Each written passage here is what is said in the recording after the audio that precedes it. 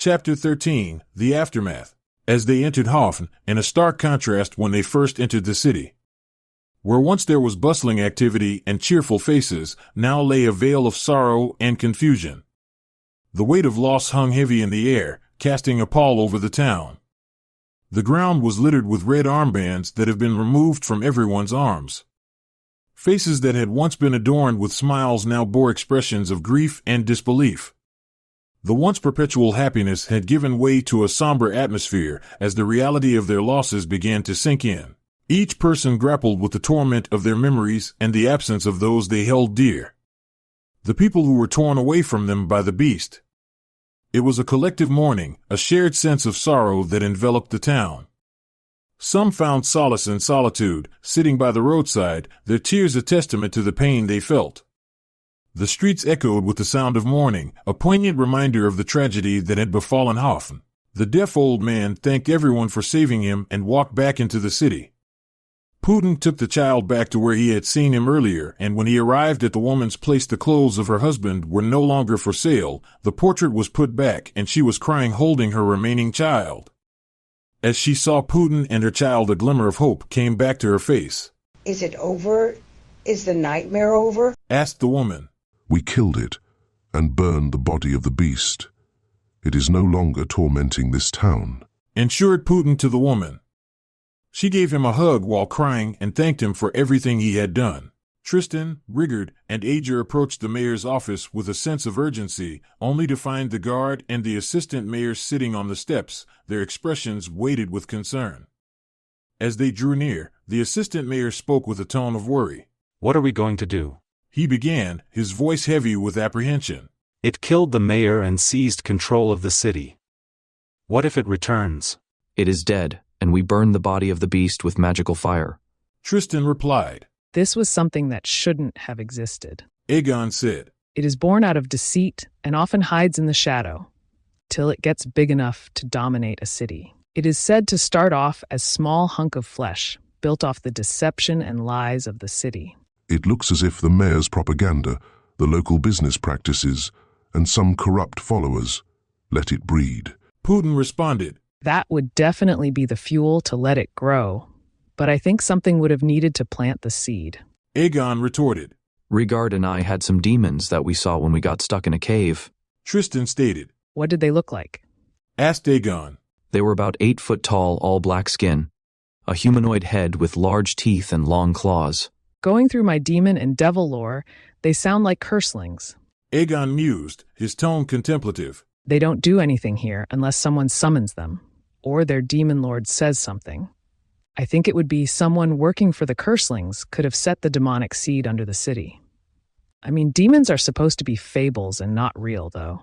"This Bedrag Vogith, as you called it, shouldn't exist either," Rigard remarked, his voice tinged with skepticism. "Something deeper is going on here," Tristan concluded, his expression serious. "So, what do we do? We don't have a mayor now," asked the assistant. "What is your name?" Rigard asked. "Droga's Pain." The assistant replied. "I guess you are the mayor till you can vote in a new one." Rigard replied. "Need to ensure the person is an honest one." An honest politician? These things could spring up everywhere," said Aegon. The three walked away from the mayor's office towards the Hot Seagull. As they walked into the inn, everyone was in shock and dismay. They went to the bar and sat down to relax and let things soak in. "When I get back to Eodior, they will hardly believe me about this Bedrag Vogith. It seems they are born from deceit and feed upon the innocent of the town. It has up to 6 heads and can sing a song that makes people forget about seeing the beast. It seems like it is a magical-based attack since it had no effect on Rigard. Its tentacles can dig through dirt and stretch long distances and mimic anyone they consumed. I probably will get a hefty reward for this academic information. It's the least that can happen since you guys almost got me killed." Aegon stated. "Brother, you are dramatic as ever. Let us eat. I want to get some rest tonight. Tomorrow will be a long road ahead." Putin soon arrived at the inn and sat down and ate with everyone else. As they finished their meal, there wasn't much talking, and Rigard and Aegon retired to their rooms for a bath and relaxation. Putin and Tristan looked at each other as Rigard and Aegon got up to call it a night and just sat there at the table contemplating what they wanted to do next. Maybe we can go to a casino or something to unwind ourselves, stated Putin.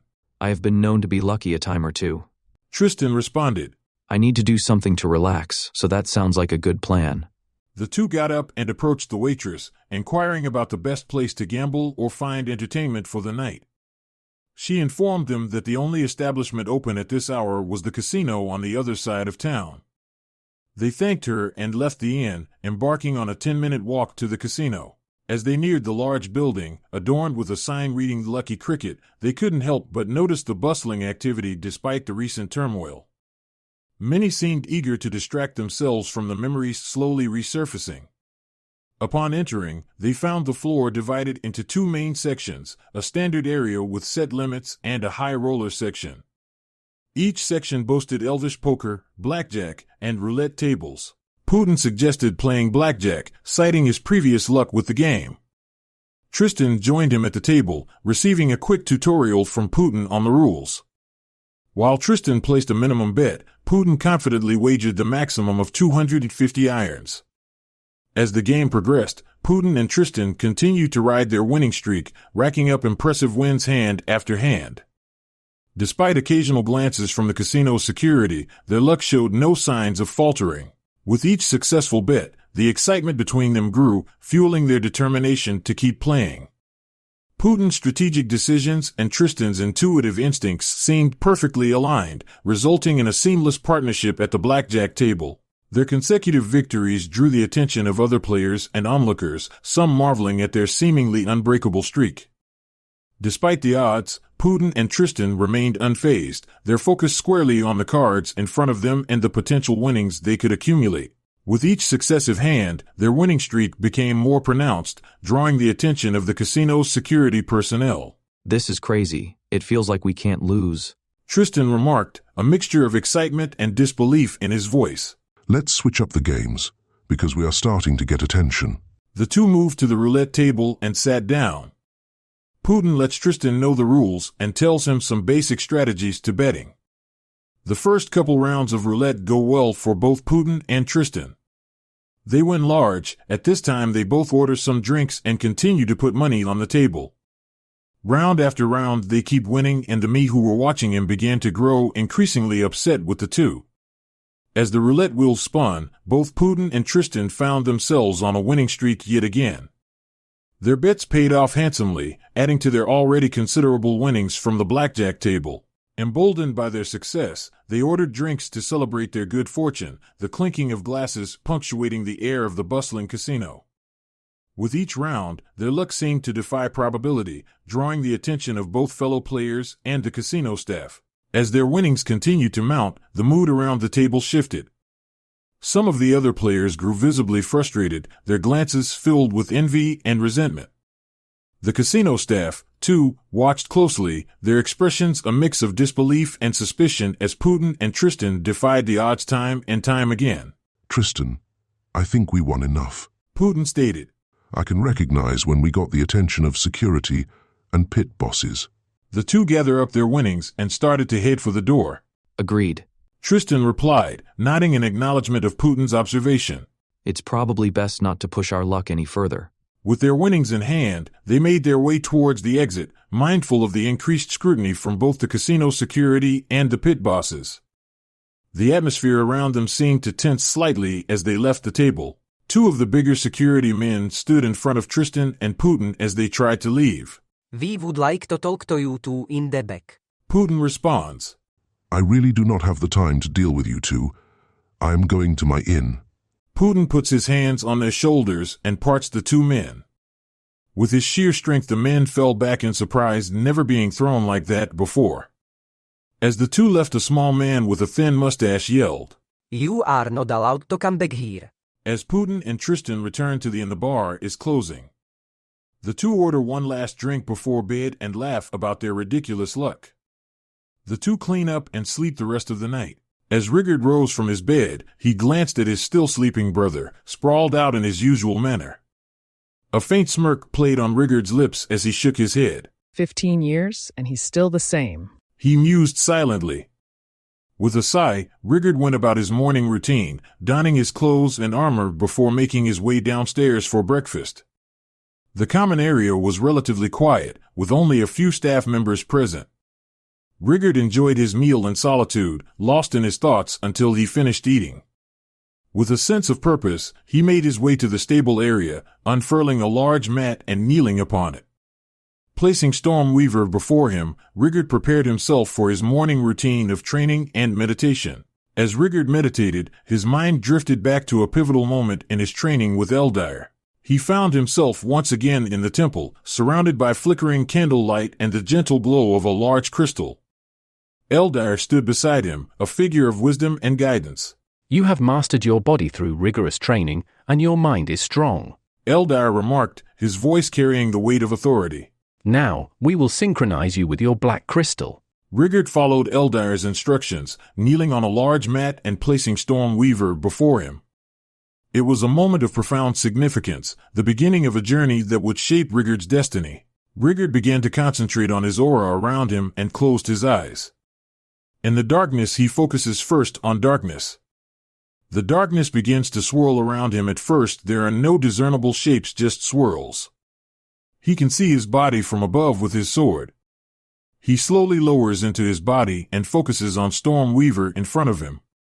He begins to reach out. He can feel insects moving beneath him, a mouse that ran past him.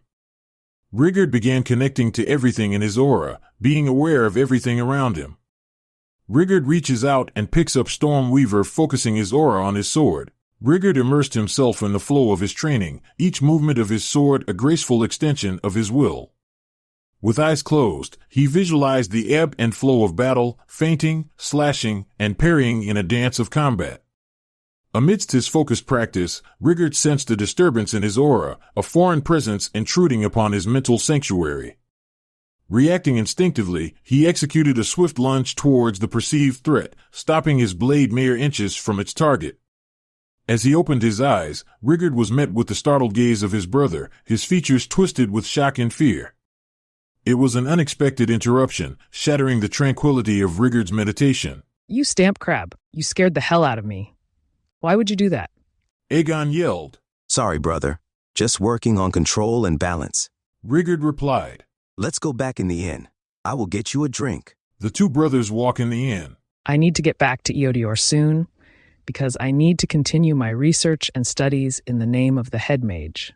Plus, if I stay with you, I'm surely going to get killed. The two brothers laughed together. I think everyone is still in their rooms upstairs. Rigard and Aegon walk back outside. Aegon. Later, brother. Keep in touch. Aegon opened a portal and walked through with the portal closing behind him. Rigard went back in and got himself a coffee to relax till the rest of his friends came downstairs. Tristan wakes up and heads down the stairs. As he walked down, he noticed that Putin was right behind him.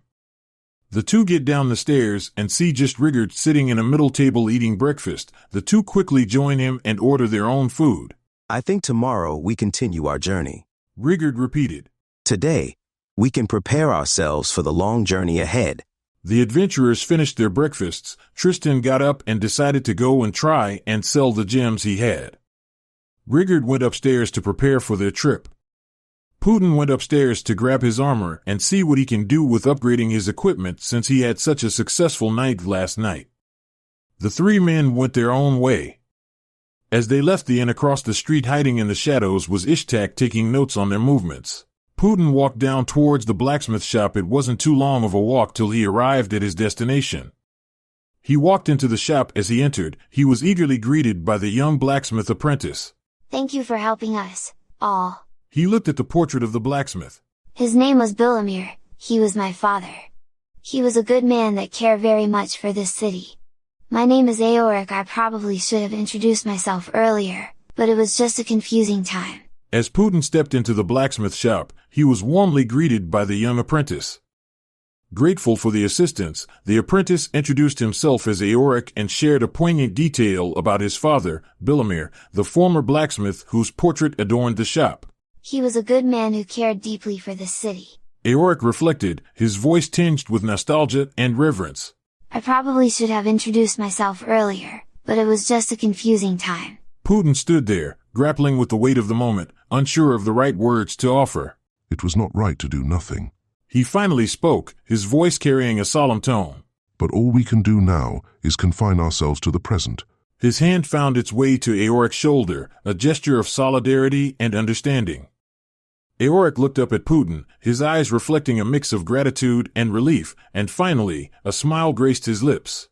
I am here to upgrade my armor and weapons. Putin continued, shifting the focus to the task at hand.